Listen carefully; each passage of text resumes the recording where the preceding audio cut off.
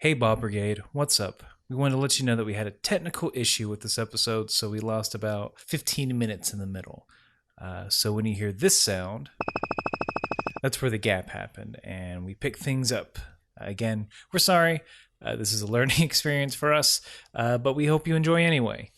There's still jokes. All right, thanks. Bye. Hey, everybody. Welcome to Kame House Party. I'm Aaron. And I'm Vince. And we're going to talk about less horrible things in this episode. Yes, welcome back. It's back to the lighthearted fantasy romp. Non-conflicted. We are free. We're ready for some all-ages-ish adventure. Today we are covering episode 7. The Ox King of Fire Mountain. Mount Frypan Gyomo. Mount Frypan Gyomo? I don't know. So they kept calling the Ox King Gyomo. I think, is that how you say it? I'm going to keep burping into this. We just ate. Yeah. Got that weird food. We had some food from a place we've never ordered from before, and it was not that great. It's confusing, to be honest. No, it's the worst. It is. It's the worst feeling to order food and then this was subpar. Yes. We will not reveal the name of that place. We know the sway we have in the restaurant community. We're categorized as influencers in the restaurant community. Our Yelp reviews, they shake the very foundation of the food industry. You know the Michelin stars? We're the Michelin men. We created the stars. I know. Think about that. We made it confusing on purpose. Yep. I don't know what is good. 3, I guess. But yeah, Mount Frypan Gyomo was the title. Also a great name. So first we get a peek into a little bit of Shu and Mai's horrible life under the employ of Emperor Pilaf. They're walking back. They had just gotten blowed up, so they're fine. We know that much. Yeah, they survived. And then they do a little routine. They do a little bit. They're worried about Emperor Pilaf.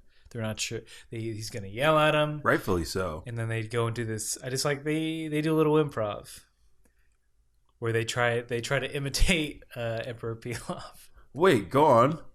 I'm trying I didn't write down the bit, but they're just right. Oh, it's okay. Have some food or have some warm soup. Is what it was. Because everybody knows warm soup is good for the soul. That's their only desire. I am becoming a bigger Shu and Mai fan throughout this series. They're like the underdogs. Like they're just also trying to do their dog. Also regular dog. Also a dog man.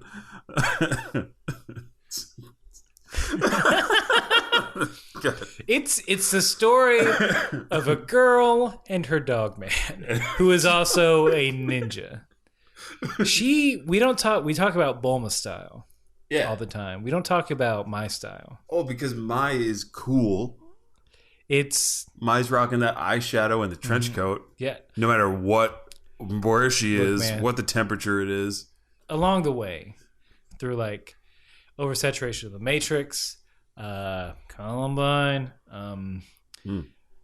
nerds adopting it as their only coat. Yeah. Trench coats got ruined along the way, and that's upsetting. There was this guy I knew growing up. Okay. So I grew up in Georgia. Nice. Very a warm state for those that don't know. We all know that. Okay. Let's skip ahead. Yeah, but hot state. Don't need a winter coat. I wore the hoodie was the most you ever needed, honestly. Dude would rock a leather trench coat. Several dudes I knew rocked leather trench coats. Were they the trench coat gang? They weren't They call themselves the T gang? This was post high school. Post high school. Yeah. So they bought a leather trench coat and they wore it a bunch. I'm like, that's cool.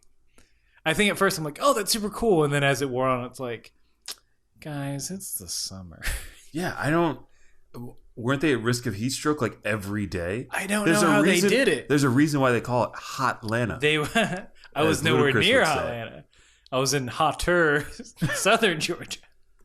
Hot southern Georgian line. Where you talk real slow. I can't do, even though I'm from the South. Everybody talk real slow.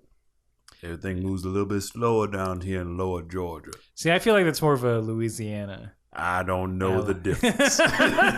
There are slight twang differences. So what I'm saying is we should bring trench coats back. Yeah. I might have to get one for this winter. Yeah. Or this fall winter. I mean, I don't know about you, but I'm excited because I think probably after this comes out, San Diego Comic-Con has happened. But correct. Soon New York Comic-Con is on its way. That's true. I've never been. I've never been either. And will we be? Will we be? Will we have a panel? No. No. Wishful thinking. Maybe we should go find the Dragon Balls and wish for a panel. Well, that'll be our second wish after recouping costs. After recouping costs, yes, yeah. Absolutely. Send us money. We just keep throwing it into this thing. Look, we're 6 episodes in. I think it's about time you start paying us for this. Absolutely. We're asking our bosses for a raise. One of the podcasting networks. I think there's only 2. It's Earwolf and Nerdist. Pick us up. Yeah. You guys, there's no anime podcast on your radar. We are known quantities. Yes. In the entertainment industry. Everybody knows Vince and Aaron of Kame House Party. Kame Party House. That I like to say sometimes. I think that's how I opened it. Is that how you opened it? I hope not. Oh, God. Well, we can't change it now. It's too late. But yeah. So they're worried about Emperor Pilaf going off on him. Absolutely. And rightfully so. In a classic comedy term, they go to him. They're like, "Oh, we're sorry." Then Emperor Pilaf's, "You know what? Everyone messes up sometimes. Have some hot soup." And they double take like, "What?" And then Emperor Pilaf, he drops the bomb like, "Is that what you thought I was gonna say?" Which, is he spying on them constantly? Absolutely. Okay. Absolutely. I feel like he would be. He's all about the spy games, this Pilaf. I don't know his range of influence or the powers that he has. That's why he's the most complex character in this show. He is very mysterious. We don't know anything about him. Okay.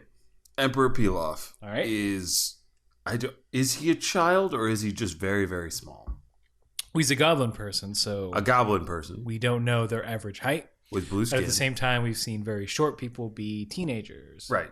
He has seemingly unlimited funds to go after the Dragon Balls and to provide Shu and Mai with mechanized warriors, planes, bikes, weaponry, bombs, disguises, all manner of spy tech. But he can only afford 2 employees. But several spies. Right. And then robot arms. There's no talk of what he's emperor of, unless that's something he just gave himself. Like, you know what? I'm going to be emperor soon. I'll just start putting it on the letterhead. Bold move, Emperor Pilaf, and I like it. It's like, are you sure you want 10,000 envelopes that say Emperor Pilaf? I wish I could do a Pilaf impression, but I can't. I don't know his voice. It's hard. It's very unique. Good for him. But, I mean, all of that is capped off by after Chu and Mai get the hands. Yep. Robot hands come out. The roof opens up to not a thunderstorm.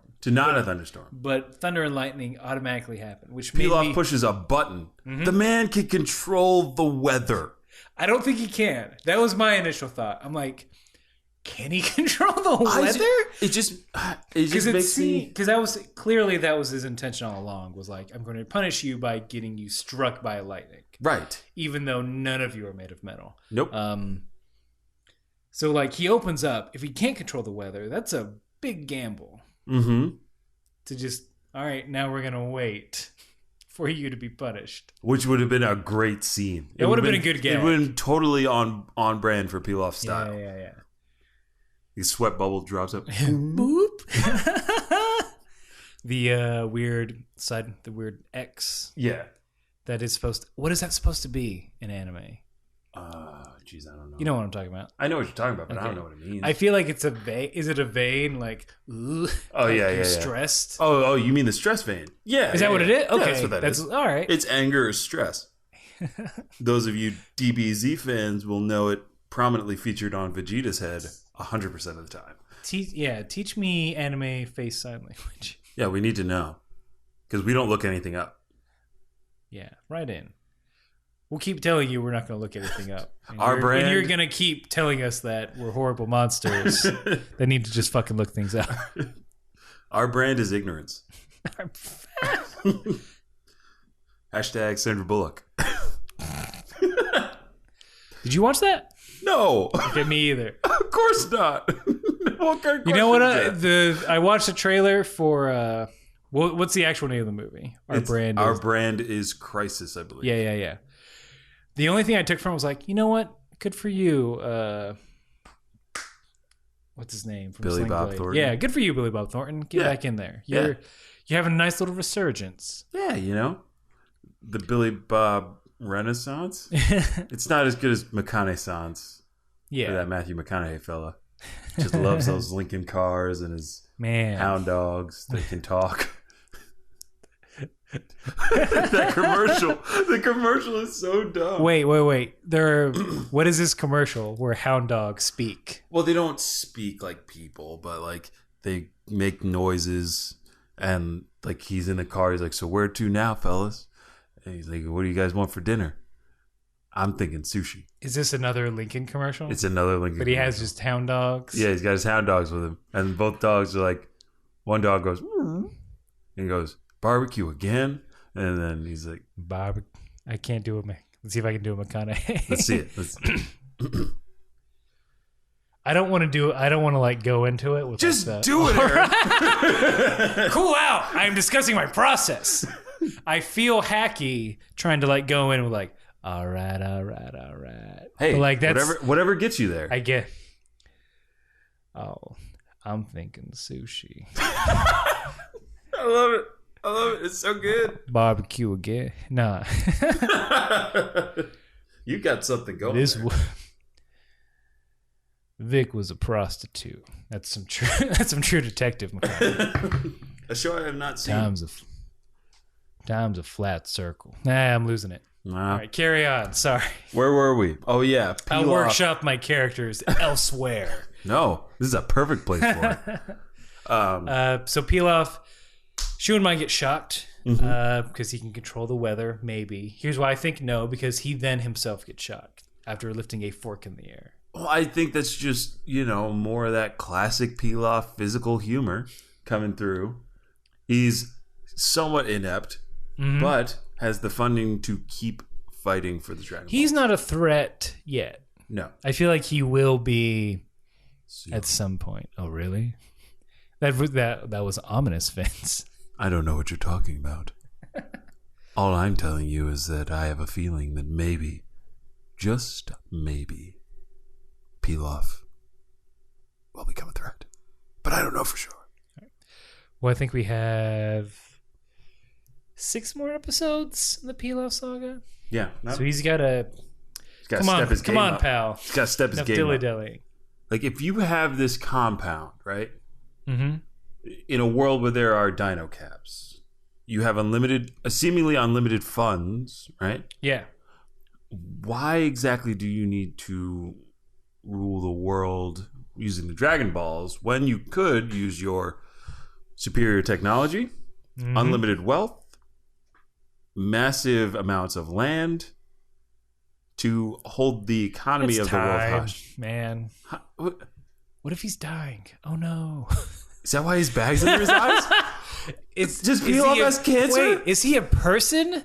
But he is so sick. He has devolved into a goblin person. Stop it. Poor little, let him be emperor for like a year. Poor little baby. So are you saying that Shu and Mai are It's like There's they are nurses. they are There's stay-at-home nurses. they are Make-A-Wish Foundation members. Like, kid wants to rule the world. I guess we'll help him. I mean, I just wanted to introduce him to Cher, but fuck it.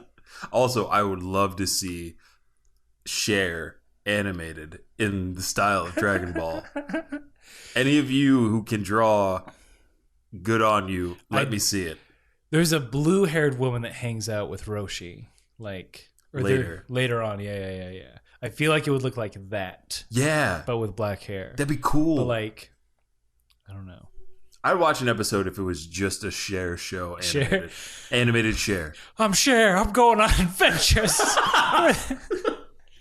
Oh, I'm going on. That seems like it seems like the Harlem Globetrotters when they had a cartoon. Oh yeah, like I think Cher Cher. Sonny and Cher guest starred on Scooby Doo. It's happened. God, I'm actually gonna write that down because that is a perfect idea for a podcast. Scooby Doo. We just watched. We can cut this out, but all right. Nope, we're giving your idea to the masses. I can't even. Oh. All right, back at it. Back to where we started. So back to the Ball Brigade. Mm-hmm. The Ball Brigade. They are, dude. I can't read my handwriting on this. I have 2 sentences. Okay. First of all, the very end of the shoe in my thing. There's a good pun. I don't know if it's in the dub version.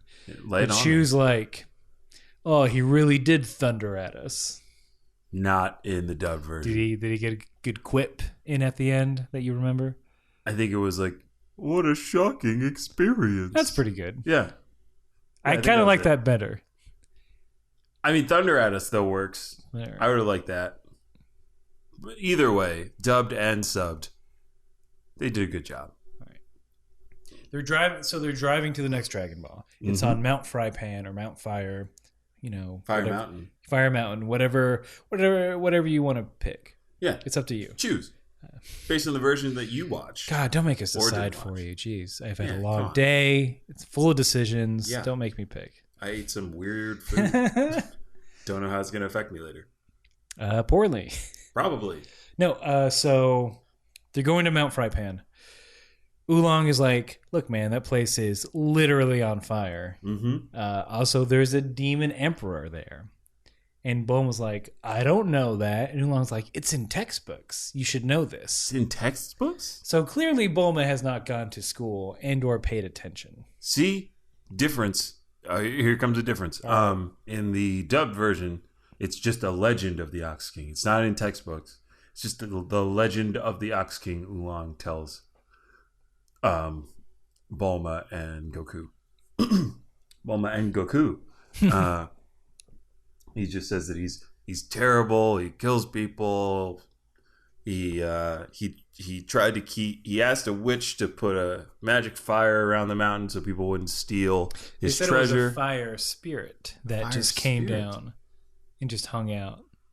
I like because it used to be. He says it used to be called Mount Chili. So someone named this mountain Mount Chili. And then someone named it like, shit, well, it's on fire. Hand me the paperwork. Frypan. Fuck it. But why there's some lazy, I don't know, there's some lazy bureaucrats, I guess. Yeah, probably. It's what they saw. Yeah. It was a real Miss Doubtfire situation. Yeah, there you go. They Kaiser Soze did. They just saw what was around to spoil the usual suspects. Verbal Kent is Kaiser Soze. What? Oh shit! What? Yeah, it's Kevin Spacey. I've been watching that compartmentally for years. I've been watching 30 seconds at a time every year. You just ruined it. It's almost at the end. Aaron, damn it! Sorry. Not cool. Not cool. Oh, also, on this journey, we see that our Ball Brigade is being followed closely by none other than Yamcha. Yep. Old Cracktooth. Old Cracktooth doesn't know how to sit down in a chair. Because every time he's in any kind of vehicle, he is standing like he's the captain of a pirate ship. Did you not notice that? I didn't really notice how he was standing. Every scene where you see Yamcha and Boar in any vehicle, Yamcha is standing and Boar is sitting and driving. Which leads me to believe that Yamcha doesn't know how to drive. Oh, he has hemorrhoids. Doesn't want to sit. Also, but I've seen him sit. I've seen him relax so hard. Oh, feet up, hands behind the head, classic relaxed pose. That beautiful head of hair he's got. He's got so much hair. It's total 80s hair. It is total like rocker. Yeah, yeah. He's like what out. in this show. He's what all like the kids want to be. Like all the little boys want to be Yamcha. Yeah, they don't want to be Goku. At this point, no one wants to be Goku. No. Because you're just like some dumpy kid. Yeah. Who happens to be kind of strong for whatever reason. Yeah. But you come for the Dragon Balls. You stay for the Yamcha. And I stay to criticize Bulma's life choices. Which, in this episode, there's not too much Bulma going on. It's a little better. She's reasonable. In this episode. I think I might have to ease up on her eventually. Just wait till she's an adult. Well, I mean, I'm just going to spoil this right now. She hits on her own son. Oh, yeah. No. I was going to mention that. But... Monster Bulma. Forever a monster. Forever a monster. Forever a monster. There are literal monsters in this world. None more feared than Bulma. That shrill voice. Horrible attitude. Disregard for everyone else's safety. Sociopathic tendencies. Short-tempered. Just... Well, you all know how I feel at this point. If there's a drinking game based on this at some point, this will be like an entire row. Oh my god, yeah, it's a layup. Card. The Bulma drinking game. Every time she's a monster, you drink. Oh my god, so yes. Start drinking, pal. I mean, if you're watching the show, every time she does something that is, morally reprehensible, drink. And then if you're listening to the podcast, every time I comment on Bulma being morally reprehensible, drink. Unless you're in a car.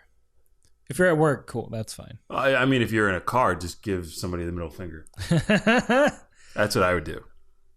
So after this, we are introduced to Chichi. Yes. Holy, I have this starred. What? In mind because I am amazed. Go ahead, girlfriend. By all this.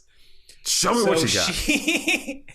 We see Chichi. She's a little girl in like 80s Frank Frazetta, Boris Vallejo, like two-piece bikini armor. Indeed. She's like Xenon warrior princess. Like, but she's like Goku sized. Yes. But she's running screaming from a dinosaur. She turns around. There's a fin on her helmet that she throws, and she straight up decapitates a dinosaur. Gory. Then, there is blood everywhere. Warning, if you like or liked Barney the dinosaur, this will give you nightmares. Because Chi-Chi just cut Barney's head off. It's a purple T-Rex, folks. It is a purple T-Rex. But then she lasers it. Then her helmet, since she's like, I'm going to shoot it with a laser now to finish the job. Well, I think she was so frightened at what she had just done that she had to get rid of the evidence. What if somebody saw? Yeah, it's not the... That's the thing. She's not doing it because she's badass. She's doing it because she is immensely afraid. Yeah. And so she's like, chop your head off, laser. It's... Ew. It is... I love it because it's out of nowhere. It's right. like a hard cut. We see her running around and then chop laser. Yep. And then she's still crying about it. Yeah. She's still like super scared. I'm like, well, you just blew up this thing. Yep. Absolutely. So there are lasers. Why don't they all have lasers? Aaron. They can't. She's a child that lives on a isolated fire mountain. I feel like it shouldn't be that difficult to obtain. Lasers? Yeah. I don't know. Maybe that helmet's magic. Put lasers on robots and let Shu and Mai just go at it. Yeah. You are speaking, preaching to the choir here. Look, I know, in a comedic setting, there's like, the characters need like some ineptitude, some weaknesses for them to get in wacky situations that I can laugh at. Mm-hmm. But lasers, man. Hey. Look, I love it. That's what I'm saying. I want more of it. It is hard to watch a world that's kind of dominated by martial arts and martial arts weaponry, mm-hmm. and then just thrown in lasers, mechanized robots, weather machines. But I love it. 100%. Can't get enough. Look, there's a reason people stopped using swords. Yeah, there is. It's because we started flinging bullets at each other. Once that's there, it's like, well, goodbye, karate. But the thing is, karate still beats guns. In this universe, yeah. Yeah. Absolutely. I'd say in every universe. Yeah, go try it out. All right, fine. Bring some karate to a gunfight. All right. I challenge you to a duel, sir. Pick your weapon. I pick my deadly hands. Okay, I will pick this pistol, 10 paces, and shoot. Bang. Ow! My karate couldn't stop the bullets. Funny that. I am a fan of the laser, and I want more of it. Yeah. I mean, hopefully Chi-Chi's around for more. Yeah, who knows how long she'll be around. Who knows? She could be a one-beat character. This could be her one episode story arc. That's her. She's a one epic character. Yeah. For sure. She's never coming back. So Yamcha encounters her. Absolutely. We almost get another laser, Ing. But Yamcha, ever the gentleman, beats up a woman. Knocks her out. One hit. Yeah. One hit KO by Yamcha. And his excuse is like, oh, she's dangerous. Which is true. Yes. But Yamcha can dodge attacks from Goku. So I'm sure he can kind of dodge a laser from a girl with her eyes closed. Without a scouter. I don't know the power level of a laser versus a Yamcha. I mean, Yamcha is built like tissue paper. Falls apart every chase he gets. If it's aimed at his tooth, then we know who's winning. Absolutely. Yeah, he knocks out a woman. He knocks out Chi-Chi. Yeah. They hightail it. Bawar comments that, like, hey, that was a girl. Why didn't you freak out? Bawar, always the voice of reason. He is, isn't he? She, damn it. It's okay. No, it's not. No, it's fine. It's okay. You give me this look like it's not okay. No, I don't know what you're talking about, Aaron. Just look at you like I look at you every time we do this. She is the voice of reason. Thank you. And she is able to call everyone out on their bullshit. She's a straight thing. Not straight man. She's a cat. She's a straight creature. Question: do you think that's Boar's real form? He's never said that she has a 5-minute time limit. Right. So it could be that Boar could be human. Could be. Bomb dropped. Well, I've never seen her not as a cat. As a cat. Well, maybe that's how she is more comfortable as a floating cat. All right, look. What do you want me to? What are you trying to get out of me? I'm just trying to get you to say now it's canon that we. I want you to write a strongly worded letter to what's the studio? Funimation? No, the little cat with the hat. Toei, yeah. Toei Animation. Write a strongly worded letter to Toei. Let's get those guys on the phone. That'd be a fun episode if we could get Toei Animation on the phone. And a translator. Yeah, and a translator. I mean, I took 2 semesters of Japanese. Did you really? Hai, so desu ne. Oh. Well, clearly he did. Suke? Nani? When I answer the phone, I say, moshi moshi. I'm sorry if that came off as, a little racist, but I don't think so. That's how I learned it. Well, I feel like you don't have the opportunity to answer the phone anymore. Yeah, with no one making phone calls. It's true. Ever. That's how I answer my texts, though. You've texted me, and I just stick back moshi moshi, and you're like, why mushy mushy? Yeah, just come on, man. You don't have to say hello. I always do. You don't have to say over every time you It's text. polite. I do. I say moshi moshi, and then after every text I say over. Well, so I know you're done texting. Exactly. So I'm no longer texting. I appreciate it. Hey, because I don't turn on that, what is it? Mark as read when it is read. Oh, yeah. I don't like that. If people have that on their phones, turn it off. Go do something else while you wait for a text message. Wait for somebody to respond. No one can know when I saw it. Yeah. But they know that it's been delivered. That's fine. That's just what, I just want to know, like, did it go through? Or are there issues? Yeah. Is the person I'm texting in a ditch? Right. Are they being skinned right now in someone's basement? I need to know held these up things. by mechanical hands to the sky so they can be electrocuted by an evil evil purple. What color is he? Blue. Green, blue. No, he's blue. He's blue. He's a lovely lavender. Yeah, That's a purple. I'd say periwinkle blue, robin's egg blue. Yeah. Pilaf has great complexion. Not a blemish. For a dying child, yes. For a dying child. What I'm saying is that Yamcha's like, I'm not into little girls. Right. So thank God. Mm-hmm. Some fucking decency, Dragon Ball. She's too young for Yamcha. Some goddamn decorum. Yep. Finally. And then we cut to the Ball Brigade, and they've arrived at the mountain. They arrived at the foot of the mountain. It's Skeleton Town. Yes. There's just skulls everywhere. And Goku's just like playing with them. One of them has a cowboy hat, which... Wait. None of them... I know. Wait. Yeah. No, for real. One of them has a cowboy hat. One of them has a cowboy hat. But... So two things. We'll get to the thing you're thinking of. Yeah, you know where I'm going. First of all, how indestructible is that cowboy hat if no one else has clothes? And then the other thing that I think you're thinking about is that it's related to the village of movie background actors. Yes. Somehow. Yes. What do we call that village? Because I want to reference that as often as we can. It's got to have a name. I don't know. Sherman Priest? Just call it Sherman Priest Town? Sherman Prieston. Sherman Prieston.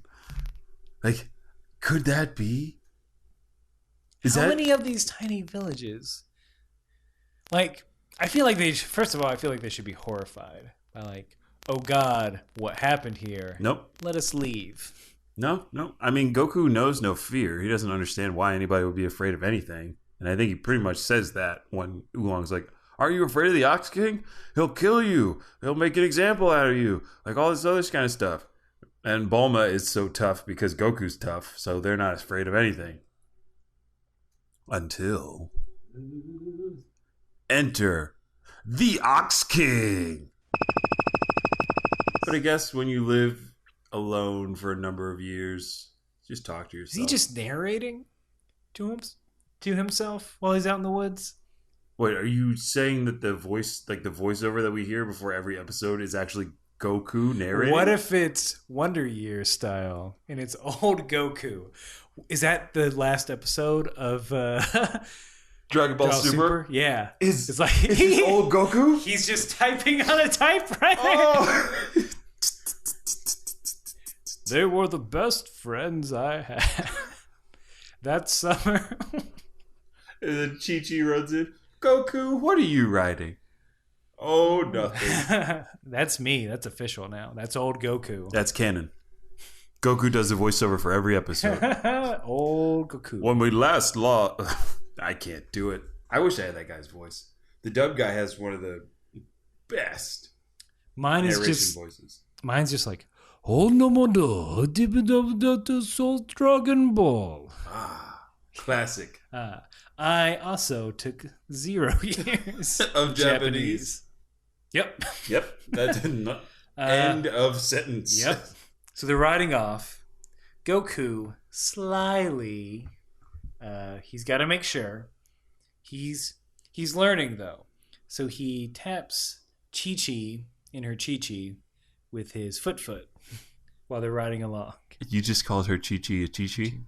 You just called Chichi's Chichi. Yeah, you just called Chichi's Chichi. Because I love it.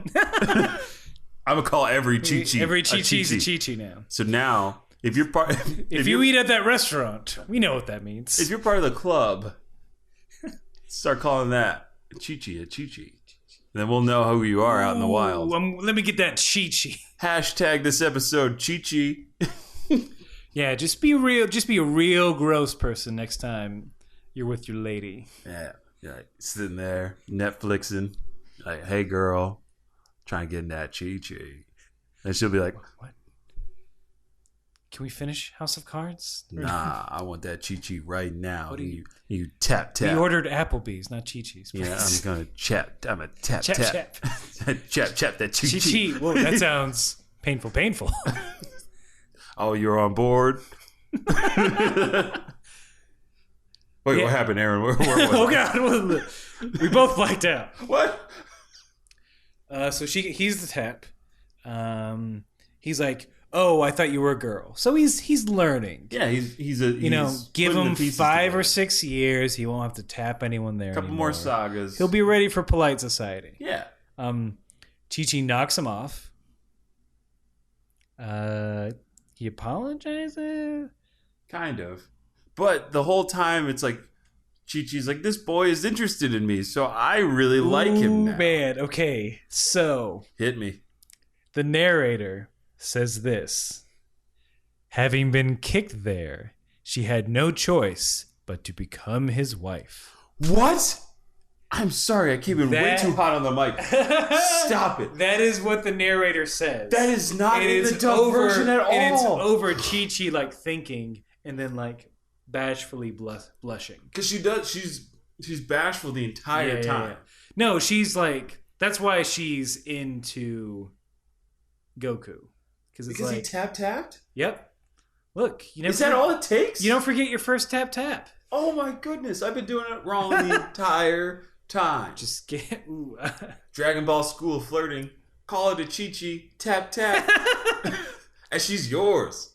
That's it. If Goku does it, it's endearing. Absolutely. If Oolong does it, he is a literal monster. Yeah. If Yamcha does it, that means he got his wish from Dragon Ball. From the dragon. From Shenron. But yeah, that's what starts this whirlwind romance. Is a little mistaken tap. Interesting choice to have the narrator say it and not give her inner monologue. It's like, look, if an adult doesn't do it, then they won't take it seriously. Because that's not in the dubbed at all. It's just... Is it just her thinking like, "Oh, he likes me"? Or did she say it? Well, she has a little internal monologue when Goku first shows up. And she's like, "It's the second boy today that Oh, yeah, I remember that, yeah. That's talked to me." Oh, we completely skipped over that, where she's just like... She was feeling Yamcha for a bit. Oh. Because she was like, "Oh, you know my name. Right. Do you love me now?" So so you know what? Goku and Chi-Chi, they're perfect because they're both dummies to how the world works. Right. So they can go on this journey together of like learning. Yeah. And they're both children of isolation. It's being raised by like a strong paternal figure. Yeah. Well put. There's a lot of parallels going on between them. They both murder animals willy-nilly. Yep, with reckless abandon. Yeah, they're together. She's into it. She calls him dear. And he's like, "What's that supposed to mean?" She's like, "Nothing." Giggle. Deer never came up in the dub version. Things move way too fast. As soon as the narrator makes up her mind for her, she's on board. Already in Mary mode. Yeah, it's like, all right, we're together. Oh man, that's so cute. So they go off to find Master Roshi, and it's just a montage of cuteness. Yeah. Okay. They ask a fucking dolphin for directions. Yes. What's the dolphin's voice like in the dubbed? Oh my god. Let me see. I'm going to try right now to do it. Master Roshi, he lives that way. Good. Keep going in that direction. You can't miss it. I mean, that's more Mickey Mouse than what it actually sounds like. For some reason, I thought they were going to go urban. It's like, "Hey, man, Mr. Roshi's that way. You looking for Roshi? He over there, dog. Shit. Shit, man. Roshi's that way. He owe me 12 fish. I know that dude. That turtle hermit. That turtle. I don't know, like, probably because I'm part white and a horrible person raised in such a society.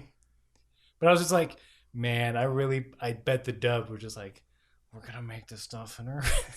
Dude, oh my god. I do not hold that against you at all because of what we've witnessed thus far. No, they don't have any qualms about. No, they'll put a voice stereotypical on anything. voices, yeah.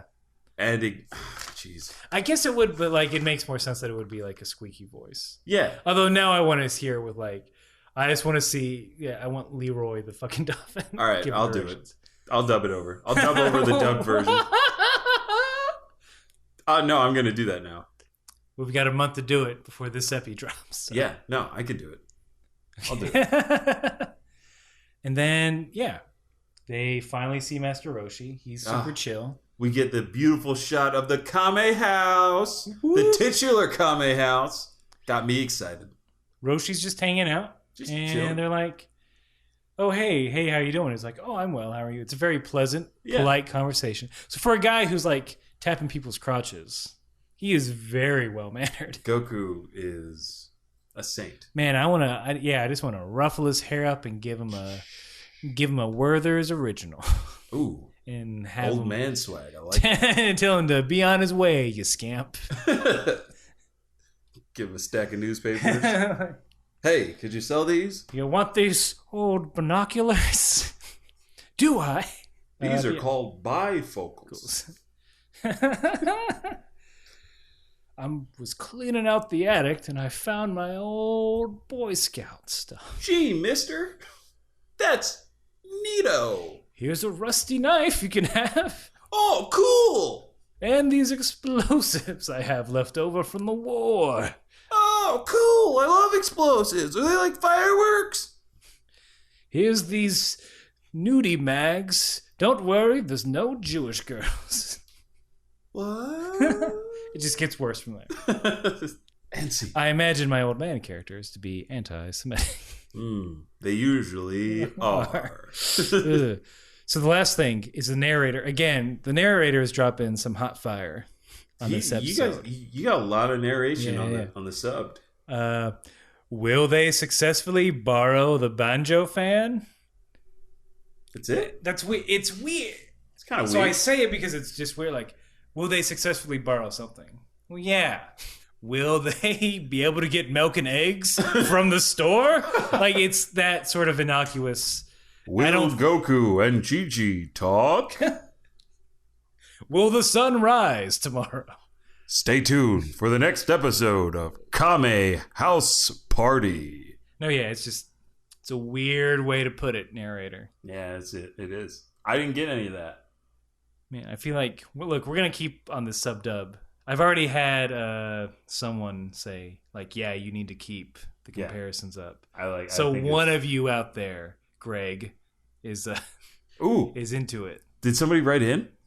No, this a friend of mine. So on my other podcast, he listened to the first step and sang its praises. Yeah, I mean, everybody that I've talked to thus far that has listened has had positive things to say. So I guess this is the point where I'm like, I have another podcast where I call it Technical Difficulties, where I play role-playing games with some other people from around the globe. Man. We do it on Google. We do it on Google Hangouts.